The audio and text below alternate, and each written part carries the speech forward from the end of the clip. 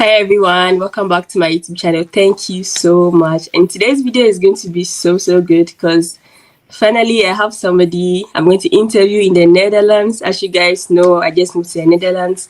So now I'm not really moving away from Germany, providing studying information and work of all of that. They're all in the EU, and I know most of you are also interested in studying in the Netherlands. And today I have with me someone very special.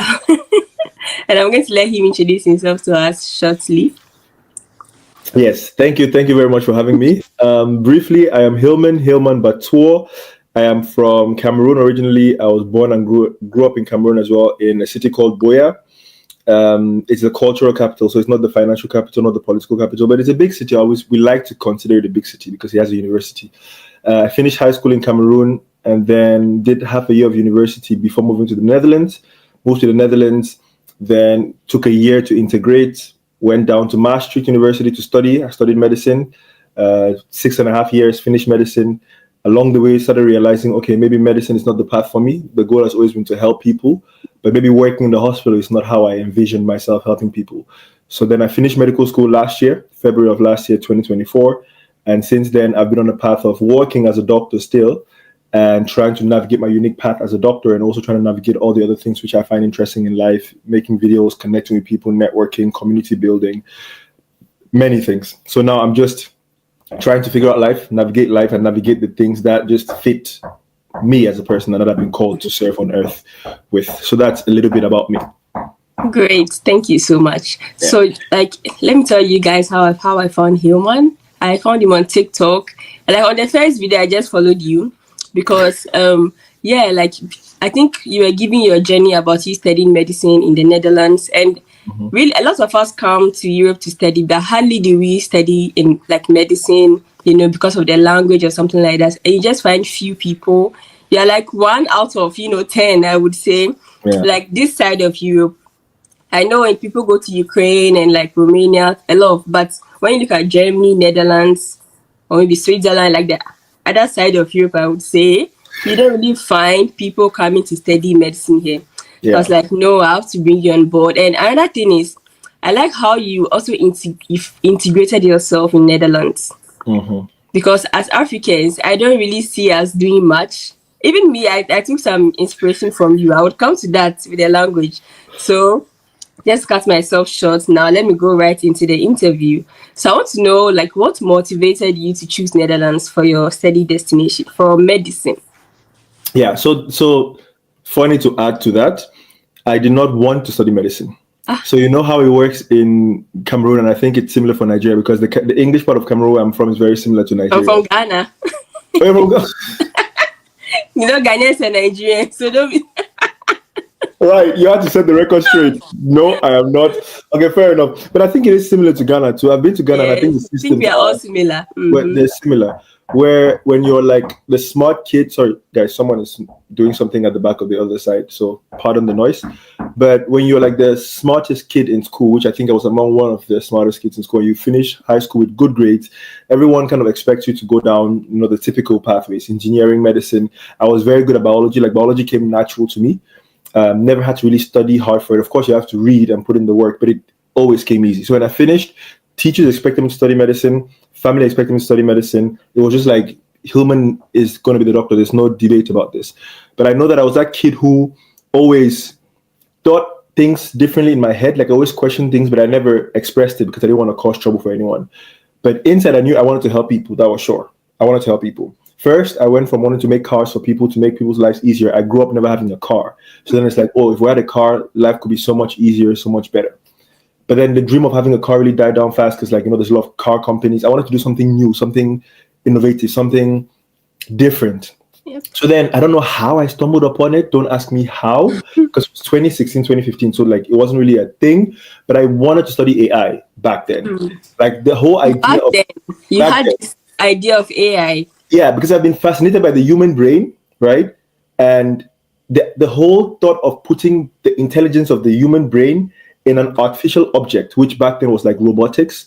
So it would be artificial intelligence in robotics. So I'll be making robots to help people's lives be easier. You can be lazy because you just have this robot doing everything for you. You don't have to really do the most. So then I wanted to make robots to facilitate people's lives. So then I wanted to do AI. But then when I came to Europe, it was not really a thing which was available at the bachelor level yet. So like you would have to go to Japan, Israel, America to study. I had family here. So the integration here was easy because of family. You know, I would come, they would show me around, and it would just make life easier as opposed to going to Germany where I got a scholarship.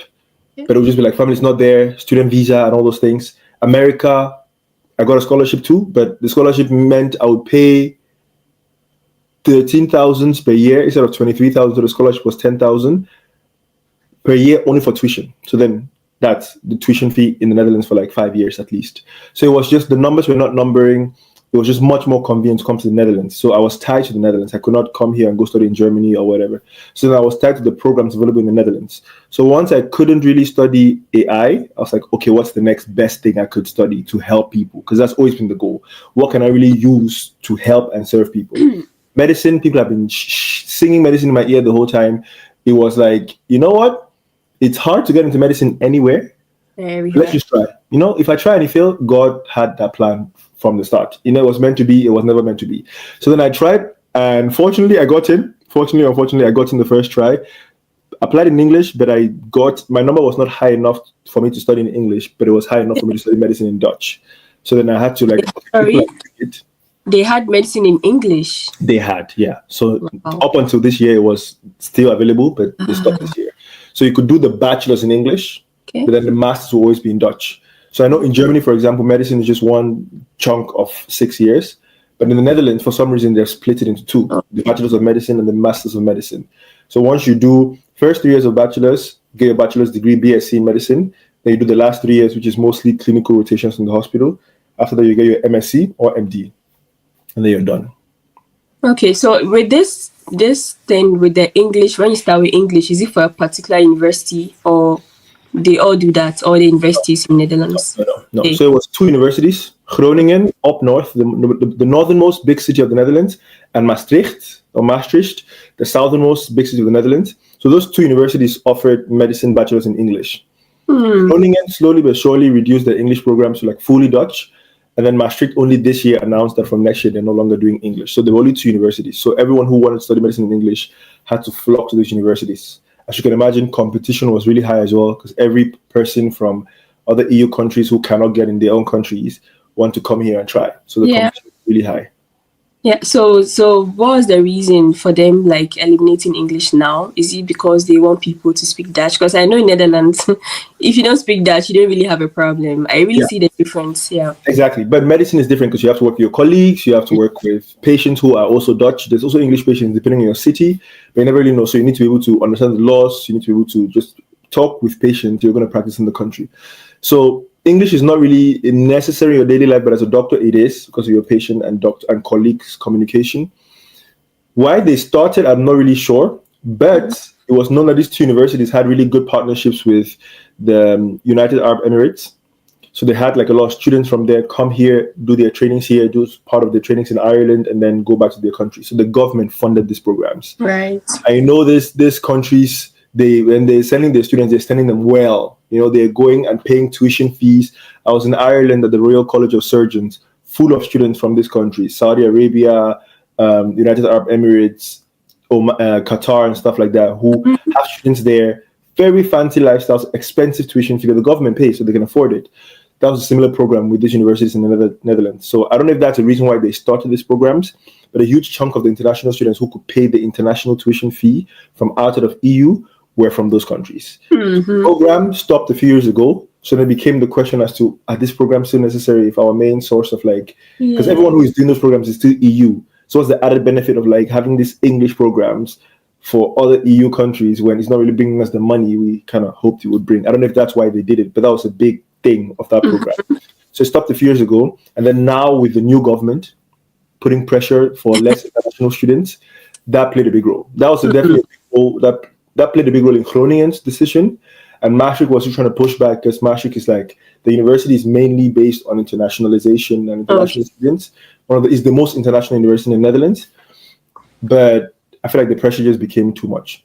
So Right. it had to succumb. That's not the reasons they gave as to why they are stopping, that it's hard to imagine that did not play a role in why they stopped. Right. So like currently, what are some of the requirements for somebody coming from West Africa or Africa? Like I know I don't know for Cameroon, but for like also Nigeria and Ghana, we have WAEC that we write in high school. So do you use that for your application as well? For let's say if you want to apply for medicine.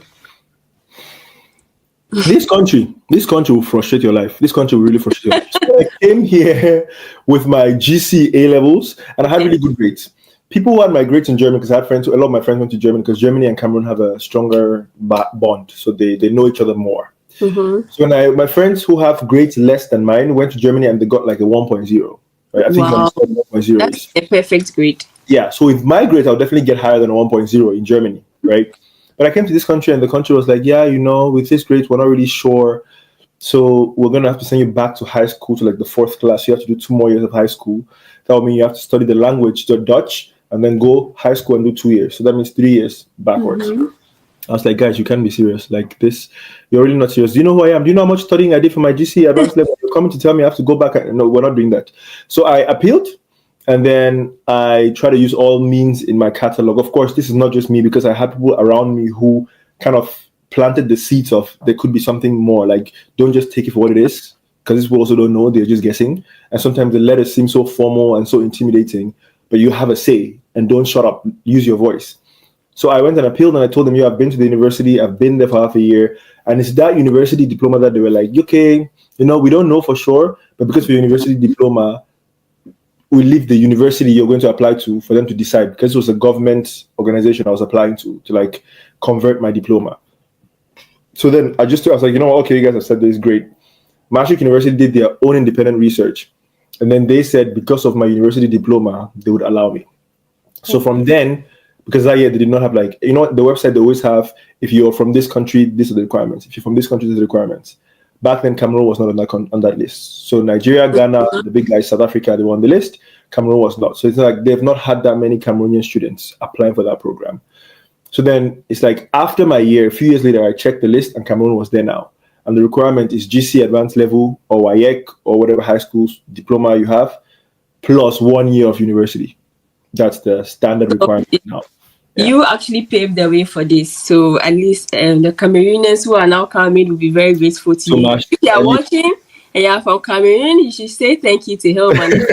I mean, it has to start with somebody. Yeah. And it all happened because he also like pushed back.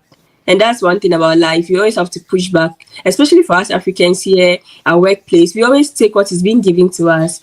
We are timid. We don't want to. But hey, you have to push back, else you're going to be walked on. Yeah, it really will be walked on. Yeah, we can say a lot about that, but like let's continue, because that's yes. I see it, I'm like, oh, okay, yeah, let's continue. Yes, that's another topic for another day. So, I know for international students, we have a lot of challenges. What were some of your challenges studying in the Netherlands? Like one of your biggest challenges when you were a student? Right. So funny how you just said that's another topic for another day. And then just said, I am present. You're Ghanaian. Just came out. It's like if you said that in the beginning, I'll have known you're Ghanaian. Biggest challenge, I think for me, because I'm such a social person, I really rely heavily on my social network. And when I moved to Maastricht, I was away from family, I was away from friends, I was just miles away from everything familiar. And I was studying in a completely Dutch setting and environment. So then I really struggled with fitting in. That's it. Everyone has that feeling of wanting to belong, wanting to be understood, wanting to be heard and stuff. And I had that heavily too, because I'm someone who really depends a lot on my social environment. So I went to Maastricht, and you're trying to cope with the new environment, the new culture, the new language. And then you're also feeling like you're not really, your jokes are not landing, even though they normally land. People are not understanding your sense of humor. People are not inviting you to things. People are not welcoming you. And I grew up in Cameroon, and I had this very romanticized idea of Europe and the West. Like college life, you go to college and orientation period, everyone is out, everyone is looking for friends, and then you like meet people, and then you're good friends, and life is happily ever after. And then for me, it was like I literally had that idea. Like I really romanticized the idea of university in the West. And then after orientation week came, first week of uni came, second week of uni came, I was still really struggling with the social part. On top of that, I was struggling with studying in Dutch, studying medicine in Dutch. So something which my classmates would take 20 minutes to do, like a Yeah. presentation, because I sat with them sometimes for these things and saw how they did it. It would take me like 4 hours because Mm-hmm. I'm not only studying the material, but I'm learning how to use PowerPoint because I went to boarding school. We didn't really use computers like that. Mm-hmm. Learning how to use PowerPoint, learning the stuff in English, then translating to Dutch to understanding in Dutch, and then translating back and then translating back. Like I would translate like 4 times before finally putting something down on the presentation, right? So of course it just took a lot more time, which means my social life was also compromised. I was not living close to school. So I think just the combination of the social isolation or social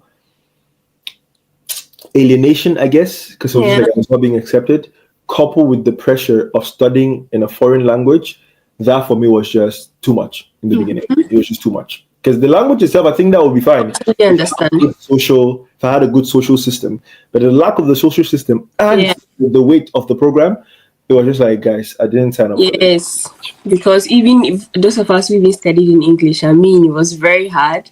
And I don't know how I would have managed if I studied in German. Oh my God. No, no, Yeah, no. In the English, like, we've been speaking English, like, from maybe kindergarten, and we still struggle with it. And not talk of, like, a new language. And also, because of this, you don't have more time to socialize. You need to put more time into your work and all of that. I understand. And these are some of the things that I think people in, like, I was telling my brother that one of the best things is when you have your first degree in like your home country. Because I came to Germany for masters and it's very different. Campus life is very different compared to like university in Ghana. It was fun, you know. I was telling him, don't miss this part. I think you should do your bachelor's in Ghana first yeah. before moving out. Yeah, yeah. But either ways, at the end of the day, we want opportunities. So wherever place works for you, you go for it. Yeah, That's and I do think it's there's because I'm mentoring a lot of people now who most of them, some of them studied, undergraduate in their home countries in Cameroon, Sudan, Ghana, and then they move here for masters, right? And they're like, okay, I'm looking for guidance. I'm looking for something. I know this Euro can be very confusing, so I need some level of guidance and orientation. But there's other people who just came here for their bachelor's, undergraduate, because they had the means to. And I'm like, no, no, no one. I don't think I would necessarily recommend one above the other. Like your experience has informed, what you would recommend. yeah. But for me, I see people who come in for the bachelor's and they are so stable afterwards. They get a job, they're already like on the highway and everything. They're networking, they're like in the system. And then whenever they want to do a master's, they do a master's, but they don't have to because they're in the system already. But of course, that's not always the story. Sometimes people come here and they're so confused after the bachelor's that they have no idea what they're doing, and they're going to a master's, still have no idea, and then they're confused. You know what I mean? So I feel like it can really go both ways. The main thing is just to inform yourself enough before coming, because people just come here and they really have no idea what they're getting themselves And into. they have high No expectations. idea. Exactly. Yeah. It's not met. They're like, but wait, what? But you never informed yourself in the first place. So you didn't know what to expect. You like had really misinformed expectations. So I think that's something which is good to keep in mind, that you inform yourself well enough before you come. Yeah. At least now in 2024, just recently, now we are in 2025, there has been a lot of content creators who are giving information about studying in their respective countries they are in. And I think people should just look out for that, because when I was coming to Germany in 2019, I didn't see a lot of people talking about, like studying in Germany and all of these things. But now we have a lot more people talking about Yeah. Belgium, Netherlands. So I know people don't like reading. At least if you like watching video, just Right. go to YouTube or TikTok now. Mm. Because now I've also realized as human beings, our attention span has become so like limited, very short. And we like short videos. So people really love TikTok, right? Like somebody cannot sit and like watch 30 minutes video. But when they go to TikTok and they see like quick video. So if you know you can't watch long, go to TikTok. People like me, I'm not on TikTok. But like people like Hillman, they are there to give you this kind of information. It's like everything is on TikTok, to be Yeah, honest. Everything. it's actually crazy. Yeah. Exactly. So if you want that part of it, so you can just go to TikTok. And yeah, talking about challenges, one thing I want to talk about is the language, because I saw you said you learned Dutch in 7 months or 8 months. Yeah. What? Yeah. How the hell did you do that? Yeah. Yeah. And that's something which a lot of people have been Oh man, I wish I could like communicate this, like translate this into like a pill and give someone the pill to just swallow and gain understanding that this is possible. Because one thing, I have a lot of friends in Germany who studied German in 6 months to go to university. So it's a familiar story for me, right? I came here and my thing was just, I was studying the language as part of my integration in the country. And then at some point, I went to the open days in Maastricht University, realized that, okay, if you speak two languages, English and Dutch, you have a much higher chance of getting into medicine in general than if you speak only English, because there's 50 spots for English, 250 for Dutch. And if you speak Dutch, you can apply for the English and the Dutch. And if you speak English, you can only apply for the English. So 1 + 1 is 2 in my head. And then I asked the question, does that mean if you speak English and Dutch, you have a higher chance? The lady keeps going around the bush. And I'm like, ma'am, what you just said is not rhyming with what you just presented. So my head just coded English and Dutch is required to increase your chance of getting in. And I was going to get in whether, I was just going to get in. Yeah. So I go back home, and the language classes that were normally supposed to take 2 years, which was scheduled for 2 years, I was already doing well. Like I was already like outperforming my classmates at like 2 modules. So then when I went to my teacher and I told them, because of so and so, I need to increase my chances to get into medicine. Can we fast forward my language classes? They were like, okay, seeing your performance, looking at your performance for the last months, we think it's possible to do something. So let's just see how it goes to the next module. And then if need be, we can take private classes next to group classes. So we did that. And that's how things were sped up. I was picking up way more. I was also studying way more, putting in way more hours. But the thing is, on top of, the classes and the practicing, I joined the basketball club. I just exposed myself as much as possible to the language because I needed the language. I was delivering newspapers in the morning. So I'll finish delivering. I always had one left over, come back home, opening the thing, looking left, right, center, not even understand what I'm reading. But every day I'm reading more and I'm getting one more word. Look there, you stand, you're like, I'm almost getting this, but I'm missing one word. I Google that word. I'm like, oh, okay, that's what it's saying. You understand the sentence. And you look up, listen to the news. Okay, that's what they're saying. Yes. This is how this thing sounds. Oh, you read it, you think it sounds different, and you hear, you're like, that's what they're saying. I remember how happy I would get when I was listening to a reporter who could speak clearly. Sometimes they speak fast. There's some reporters who just articulate every word. I'm like, wow, you're a good one. Like I got so excited being able to listen. Where these are the things you can do concretely, language classes, practicing, exposing yourself. But I feel like for me, the one thing I've realized really helped me, which I know a lot of people lack or don't pay as much attention to, is the motivation. Yes. Like, why? Because there's no reason why you should really learn the language you're living in this country. It's not necessary for survival because everyone speaks English. You know what I mean? But you know that if you want to stay in this country, you want to like really feel comfortable, you want to climb any ladder, feel like there's no ceiling above you, the language is something you cannot get around. Right? So just to like survive in the country, you don't need the language. But if you look at it, if you're trying to build a life, the language is essential. But then what is going to motivate you to really believe that you need to learn the language? You know what I mean? Because it has to be like something that like almost kind of makes you feel uncomfortable where you are, for you to like take that step to be that uncomfortable. Because you're basically like a child again. You're learning like you're going to the basics. The motivation is lacking a lot of people because they don't have a reason why they're learning. It's just like, I like the idea. People say it's good. It would be nice, I'm just here. Let me respect.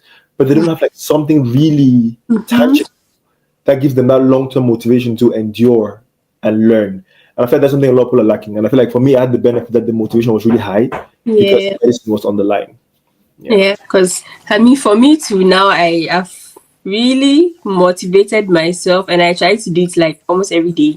Even in the train, because I work in Rotterdam, from someone to. So I use that time to like do something, because I was in Germany, and now it's like I want to prove to myself that I can actually learn a new language, because in Germany I did to like just A2 and then just scrap it off. But now I was like, no, I can do this, because I actually have some family members in Germany.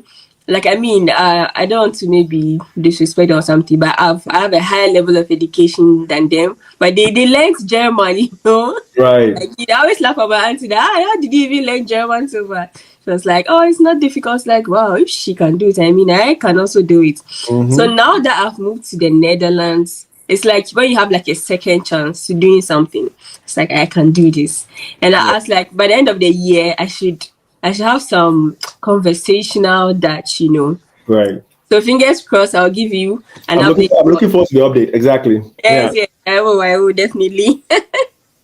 So another question I have is as international students, sometimes we don't know how to, especially I always use Africans, right? Because I know how we are background, humble and timid and all of that. We don't know how to seek for help. So when you were in Germany as an international student, what were some of the sources like you could get help from, like from the university or some social centers?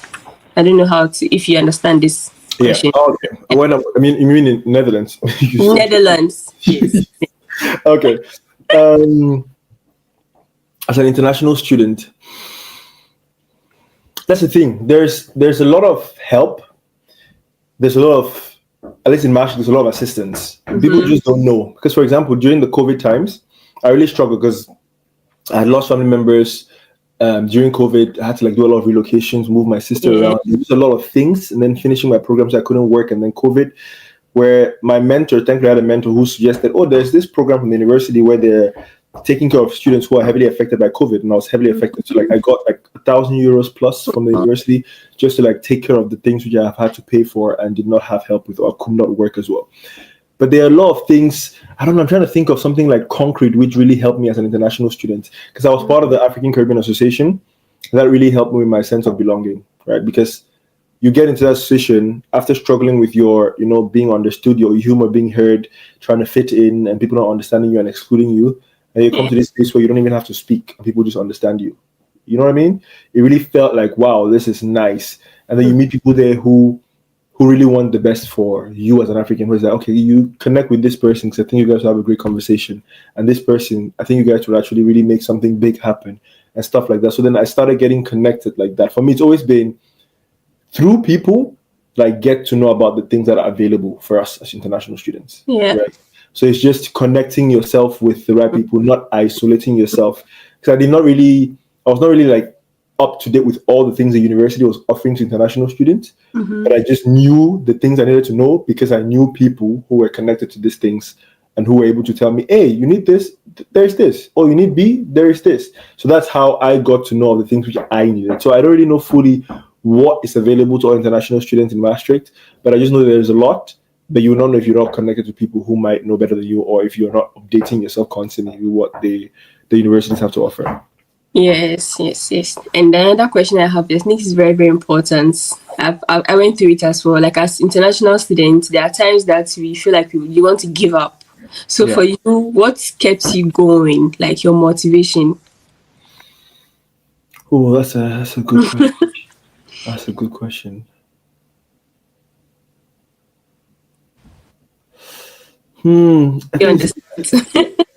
It's a good one. It's a complex. I feel like the answer is it's a web of different factors that come together, right? For example, I was paying a lot of money for my tuition fee, and I was like, I know Netherlands, right? I'm not gonna stop this degree now without having a degree. Yep. After the bachelor's, I did think of, okay, do I want to go to the master's? But I'm like, I've not started medicine to stop medicine halfway. I think I was doing it for my family members who I lost along the way, who really wanted to see me become a doctor. That was a big part of the motivation. But I think I was, I'm not somebody who stops something when I start. So if I've started, I'll finish it. That's just who I am innately. Even if I'm thinking of, okay, is this for me? Am I going to want to do something else? I'll do it later. Let me finish first what I'm doing. And then later, I'll try to do something else or try something else. But once I've started something, I feel like the motivation in me has always just been, if you start something, finish it. If you say you're going to do something, see it through. Otherwise, the trust you have in yourself is negatively affected. And once you don't trust yourself anymore, problems. So I've always understood that innately. So then once I start something, I finish it. Unless I really have a good enough reason, which my brain can really come to terms with, for not being able to finish. You know, if you are supposed to do something, you lose a limb. Yeah, you can't do anything about it. You've lost the limb. Forcing yourself is going to just be very frustrating.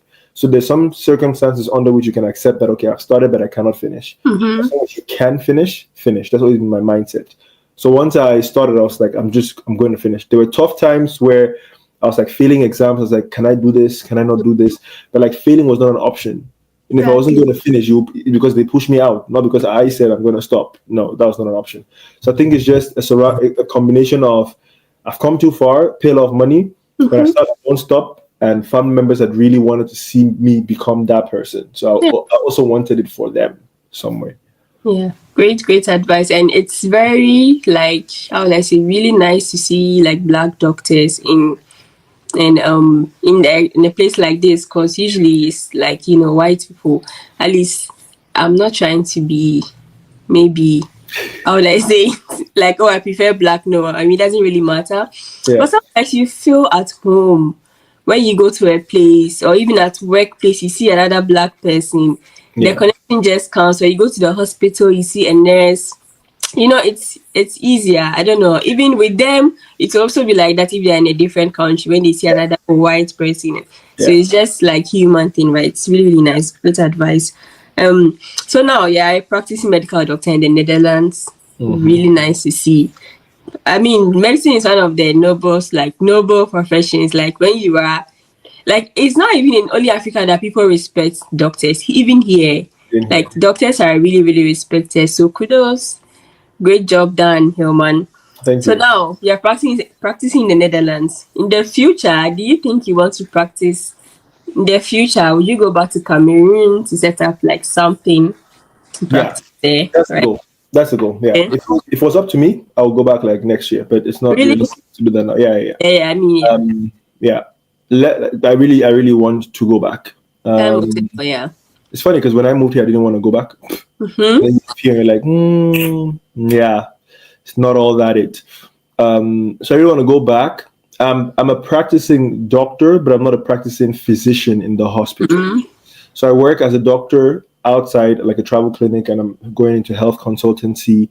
But I'm more focused on prevention, and I'm trying to do more. Like I want my legacy in medicine to be more in the prevention field, right? So a lot of things in our societies are, for example, hypertension. I was in Ghana in Kumasi, Tafo Hospital. Yeah. I did an internship there, and they had on Thursdays, I think it was, they had a hypertension and diabetes day, so like a cardiovascular day. When I tell you those lines were long, those lines were long, as in the lines were extending to outside of the hospital. Serious. People who just have hypertension and diabetes to come for medication, come for checkups, come for all these small things, where a lot of these things could be prevented, right? We know we have a higher risk. We could take more care of our health, we be more active, eat less salt, eat less Maggi, all these things which could really go a long way to just making sure that we're not losing people unnecessarily to heart attacks, to strokes, to all these things which, could be prevented, in my opinion.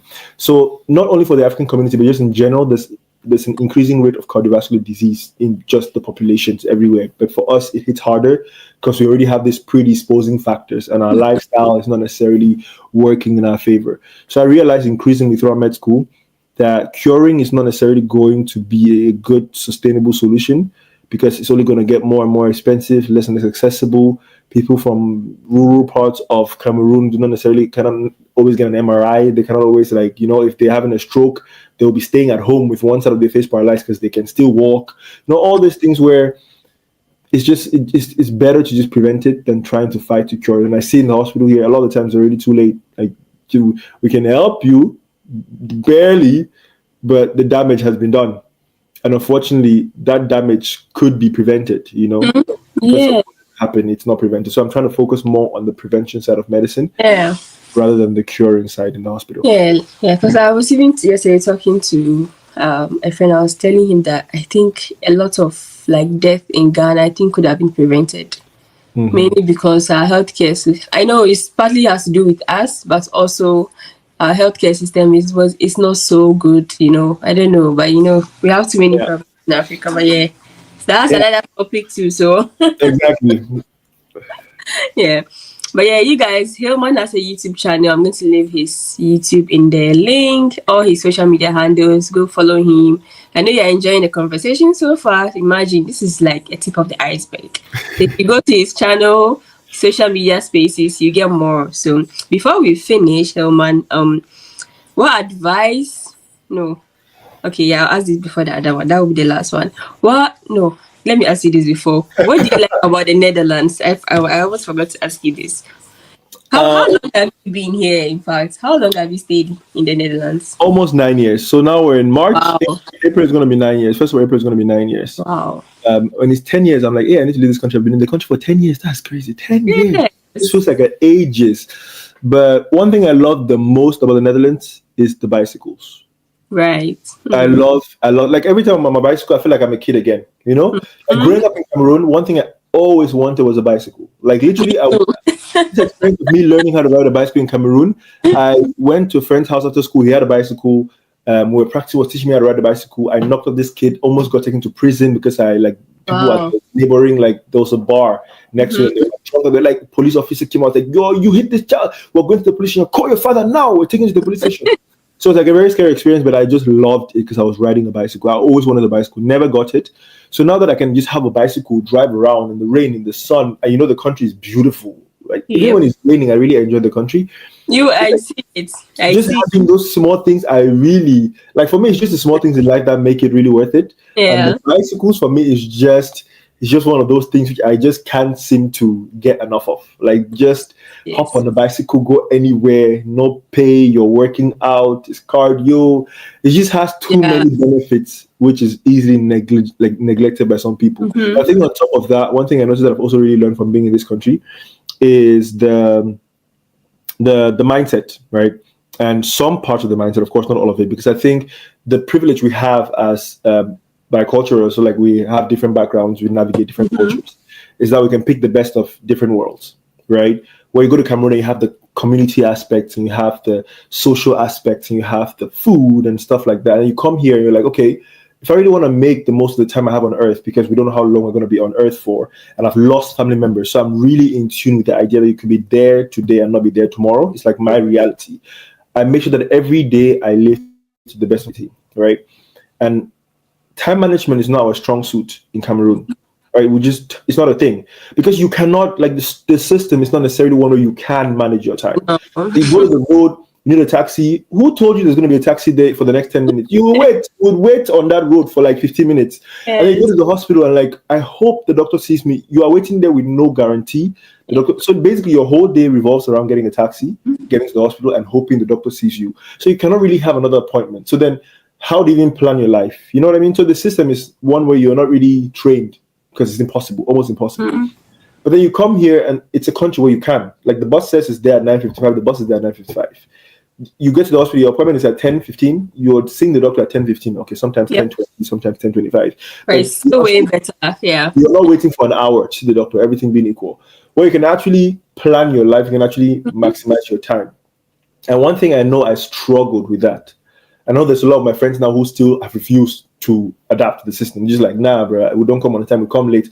I'm like, you do you. But for me and my household, I respect people's time because I know how much my time is valuable to me. And the Dutch people are so good at that, you know? We're sitting down to work on this presentation. You do this, you do that, I do this. We come together in 10 minutes. We gather our heads together. We are done with this, you know? Efficiency. I struggle with it, but it's just like 6 years in that flow with Dutch students. I can see now, like, if we don't plan it, it's not happening. Sorry. Hillman, can I call you? I want to chat with something. This is my Calendly link. Plan yourself in. That's just the nature of my lifestyle now. And it's not like I want to be rude or I think I'm too much. I'm that. No, it's just I have a limited amount of time per day, and I owe it to the maker who gave me this time to steward this time properly. That's just what I'm doing, stewarding my time. Because if I don't steward it, give you unrestricted access to it, you would misuse it because you don't value my time, like experience shown. So I think it's just that aspect of time management and efficiency I love about the Dutch system. And I think that's one of the things which anywhere I go, I'm going to take that aspect. Like I take some things from them, right? That's one of the positive aspects of like traveling, to also steal some values from them, relearn or learn and whatever. Really. This timing thing, even me, I'm working on it. Like I'm not late for appointments at all, because like in Germany, I was going to pick up my residence permit and I was late, 2 minutes late. They told me I should go and book a new appointment. That was a hard lesson. I was like, For 2 minutes? Yes. Oh, that's wild. I should go and pick up my. I should go and book a new appointment just to pick up my residence permit. But That's yeah, crazy. yes, It's yes. not, But it's not that I time like yet. It's like, yeah, they will give you a few minutes of allowance, like 3-5 minutes. If you're later than that, then book a new appointment. yes, yes. I mean, sometimes it also depends on the person. But I didn't even argue. I was like, okay, I just left and then went to book a new appointment, and I still got it. Yeah. So one, but last but one, what advice would you give to somebody who wants to like move to the Netherlands to study either medicine, let's say medicine, because that's what we are talking about. Who wants to move to the Netherlands to study medicine? Yeah, Look at the tuition fee. crazy. It's impossible. It's impossible. I have family here, so that really helped me. But the tuition fee is impossible. Like I've not seen anyone who comes from like Cameroon, for example, who pays this fee. It's just ridiculous. For references, Dutch people or people who are from the EU pay 2,000, and international students pay 32,000 for tuition fee Eh? per year. So it's ridiculous for medicine. It's crazy. So So if definitely. you are doing this for 6 years, I'm going to pay 32,000 for 6 years. Yeah. So you might as well just you might as well go to America. Woo. You might as well go to America. So it's really expensive. So look at the tuition fee first. Because a lot of people reach out to me, yeah, I want to study medicine. They've not looked at the fees. And I'm like, do you know what the fees are? Can you pay the fees? There's no scholarship. They're aware of that. If you've not looked at that, go look at that and then come to me afterwards if you're ready to like start the process. Because I cannot be spending all this time coaching you and telling you all this information when you're not even able to pay the fees, because then it's pointless. Yes. This is one thing. Inform yourself properly about the whole what it takes to study medicine, because a lot of people reach out to me, like my DMs are full, and if you're aware that okay, this person doesn't have that much time, you want to make sure that your messages are as tailored as possible so that this person can actually be in a position to help you.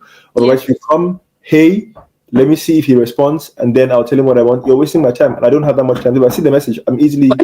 I think if you want to do this, you should make it like a consultation. Yeah. A paid one. So that's what I'm doing now, because I did it for free and people don't respect your time. So they're like, I want to talk to you. Give me your number. I also get this a lot. People like want me to guide them through. I'm like, Ash, I can't guide you through. That's why I've made a lot of videos to for you to go through. I have Telegram.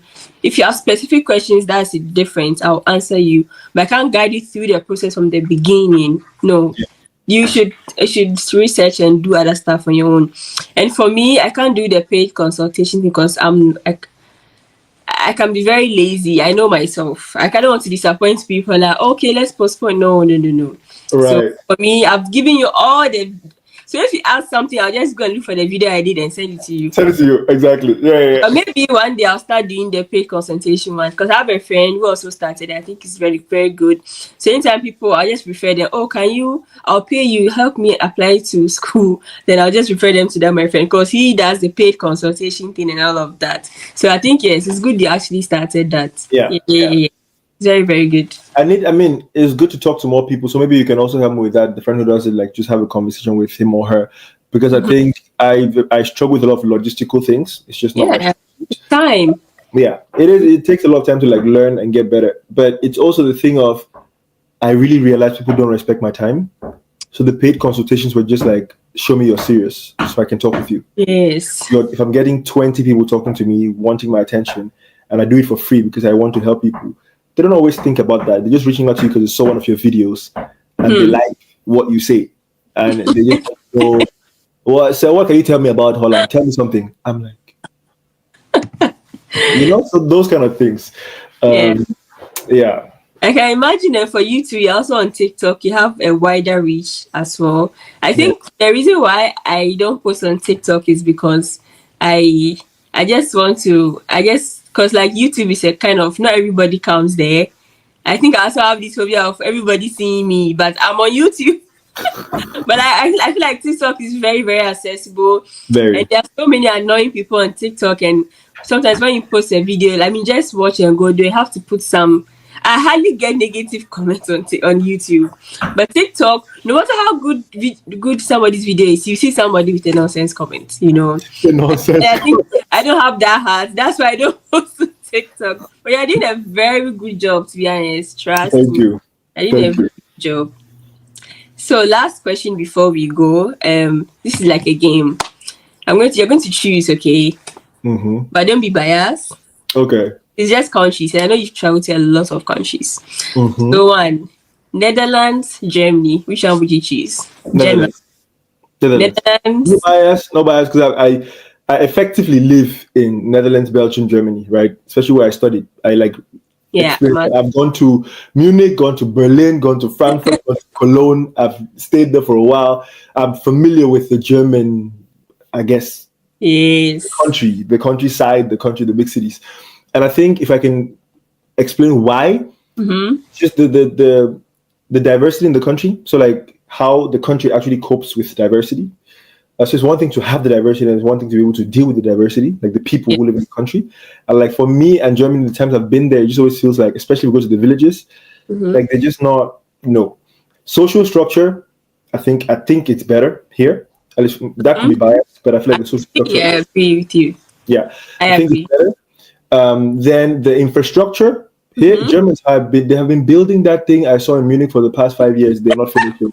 So infrastructure, they're not the best. They're really not the best at construction. Dutch True. people come and tell you, "Oh, blocking this road from today, Sunday it will be open." They've done what they're doing. You know, it's just a very effective. I like the architecture in Netherlands. They have Yeah, modern stuff, really, yeah, the newer stuff. yeah. Yes, yes, I mean, they have the benefit of size. They are much smaller, but yeah, I'll go yes, with Netherlands over Germany. Yeah, yes. Okay, okay. Netherlands, USA.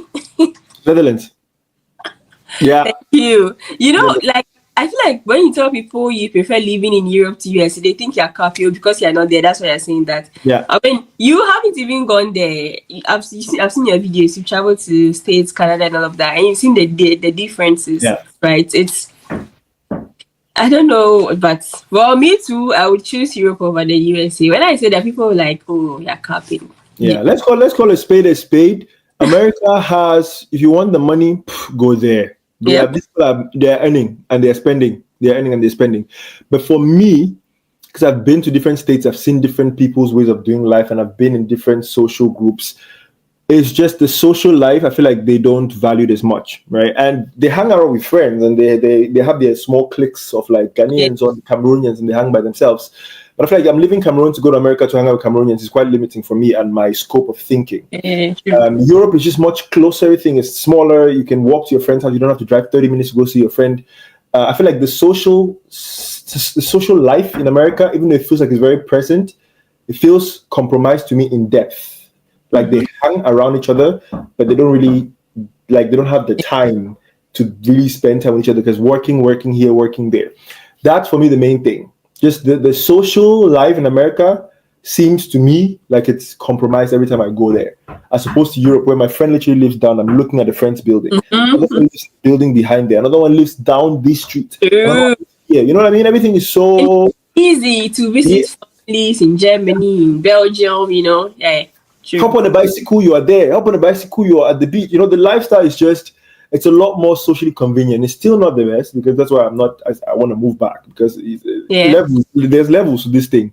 But I feel like choosing America over this would just be very heavily compromising my social life. But I am open to moving to America for a period of time if I have a specific goal for being there because America is America. It's the land of possibilities, the land of exploration, the land of innovation. So there are benefits to it. Let's call a spade, right? It has a lot of benefits to it. But it's just because I'm such a social person, I would not move my life to America if I don't feel like the social part is guaranteed to some degree. If I'm moving to like a city where I have family and everyone in like a small radius and everything I need is in that radius and it's Yeah. accessible and stuff, I will not move there if I don't have that sort of guarantee because I feel Right. like the idea I have up until now that your social life is like really heavily compromised. Depending on who you are, it's not generalizable. From what I've seen so far, and I've been to different states and places, it seems like it's compromised to some degree.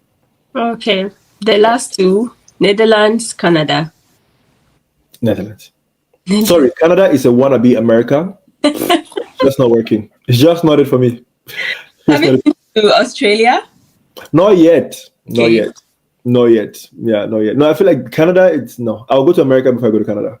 Okay, Netherlands, UK. I know you choose Netherlands. Please, let's bring more serious options. Okay, let me tell you. Let me give you options which will get me thinking, right? Okay. Maybe Asia. Netherlands or Sweden? I would think. Okay. The social part is something which I feel like that's too heavily compromised in Sweden as well. Uh-huh. For Sweden, I would do that before I do America for the social part, right? Okay. Netherlands or Denmark? If I had moved to Denmark directly, I'll probably pick Denmark over the Netherlands. It's very Really? similar. It's English is also a thing for them too. I've been there. It's almost the same as Netherlands, like literally almost flat countries, same. They're just next to each other more or less. The culture is similar. The social structure is similar. I've been there. I've spoken to the people. I've experienced the culture. It's pretty much the same as the Netherlands. They look even like Dutch people too. Yes. I think those are like serious options. Netherlands or Iceland? Ooh, You like one. you like I like cold places. That's the pattern. I like cold places. That's those countries are like, yeah, I would think about any one of them. If I had moved to any one of them, I would not mind. But the rest outside of it is just like, yeah, What no. about Switzerland? No, too posh for me. Okay. I get. They're like kind of Germany, but Yeah, uptight. yeah. I get. Yeah. What about France? Do you speak French? I do. If I'm really drunk, I do. Because I studied French for 18 years. So if I'm like somewhat intoxicated, which doesn't happen often anymore, unfortunately. Okay. I noticed in my university days, if there was some alcohol, the French comes out very fluently. Oh, But really? out of myself, it does not really come out that fast because I didn't speak it. I didn't like the language when I was learning it. So it didn't really code that well. But I can fake speaking French if I have to. Okay, but you can speak French. I mean, for us in Ghana, they teach us French, but we don't really take it seriously. It's like after maybe elementary, then we are done with it. Then that's it. That's it. Yeah. Like, yeah, this was a very nice conversation. Thank you so much. I enjoyed it. I know my people also enjoyed it. So you guys go to Hillman's YouTube, his TikTok, go and follow, subscribe, and all the good things. Thank you so much, Hillman. We hope to see you again, maybe for another. I think we definitely have a lot more to talk about. This was like just the start. I definitely really enjoyed the conversation too. I have a few of these interviews, and sometimes it's just nice when the conversation flows, and it was really flowing, which is really cool. I think there's a lot more we could have talked about, but we just try to keep it within the lines of what we were meant to talk about. But I look forward to the future conversations. And like you said, I think I'll definitely be inviting you to my podcast as well, which I think you are a suitable guest for. So there's definitely a lot more episodes to come. Yes, invite me, and also invite me for like African programs in the Netherlands because I don't know anyone here. Yeah. I got you. Don't worry. Okay. Thank you so much. And you guys, see you another time. Bye. Oh, do.